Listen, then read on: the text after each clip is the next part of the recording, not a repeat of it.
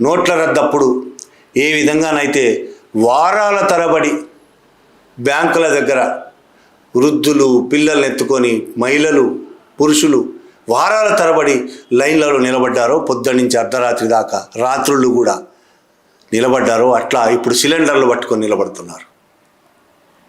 ఎప్పుడు ప్రజలను లైన్లో నిలబెట్టి ఇంకేది ఆలోచించకుండా లైన్లో నిలబడడం, ఇవాళ సిలిండర్ దొరకడం ఎట్లా, ఇవాళ నా నోట్లు మారడం ఎట్లా, ఇది తప్ప ఇంకోటి లేదు. ఆ పరిస్థితి సృష్టించి ఆయన చేసిన దుర్మార్గాలన్నింటినీ ప్రజల మనసుల్లో చేరకుండా తప్పించుకునే వ్యవహారం ఇదంతా. ఎవరి కోసం ఆయన చేస్తున్న ఇవాళ పరిపాలన భారతదేశ ప్రజలకేమైనా ఉపయోగపడుతుందా? కార్పొరేట్ కంపెనీలకు తప్ప. వాళ్ళని కాపాడడం కోసం ప్రజల మీద దాడులు చేస్తాడు, వాళ్ళని కాపాడడం కోసం అమెరికా చెప్పినట్టల్లా ఇజ్రాయెల్ చెప్పినట్టల్లా ఆడతాడు. అది నేను చెప్పిన విషయమే కాదు, ఎప్స్టీన్ ఫైల్స్లోనే ఉంది. ఇజ్రాయెల్ పోయినప్పుడు ట్రంప్ ఆనందం కోసం మోడీ ఏం చేశాడో ఎప్స్టీన్ ఫైల్స్లో ఉన్నది. అది ఎవరో కొత్తగా సృష్టించాల్సిన అవసరం లేదు.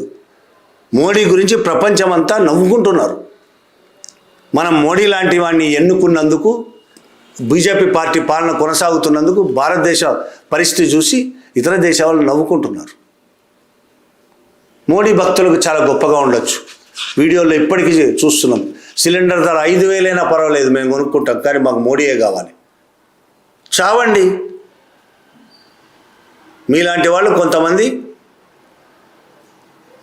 మోడీ నాయకత్వంలో వెళ్ళి ఇజ్రాయెల్కు, అమెరికాకు సపోర్ట్గా ఇరాన్ మీద యుద్ధం చేసుకోండి.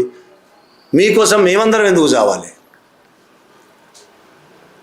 ఇజ్రాయిలు, అమెరికా, ట్రంప్, నెతన్యాహు కాపాడే కార్పొరేట్ ప్రయోజనాల కోసం అమెరికా ప్రజలు బలి కావాలి, ఇజ్రాయెల్ ప్రజలు బలి కావాలి.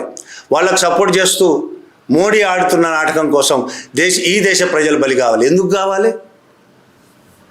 భక్తులు ఎవరైనా బలి అయితే బలవండి. ప్రజలందరూ మేమందరం ఎందుకు బలి కావాలి మీకోసం? ఓటేసిన పాపానికి భారతదేశ ప్రజలు ఇవాళ మూల్యం చెల్లించుకుంటున్నారు. మోడీకి ఓటేసిన పాపానికి, బీజేపీకి ఓటేసిన పాపానికి. ఇంకా నిజం చెప్పాలంటే ఓటు వేయాల్సిన అవసరం కూడా లేదు. చాలాసార్లు చెప్పుకున్నాం, ఓట్లు వేయకుండానే గెలుస్తాడు ఆయన. ఓట్లు మొత్తం బీజేపీకి వ్యతిరేకంగా వేసినా సరే బీజేపీ గెలుస్తుంది. ఓటు చోరీ, అంత దారుణమైన పరిస్థితులు దేశంలో ఉన్నాయి.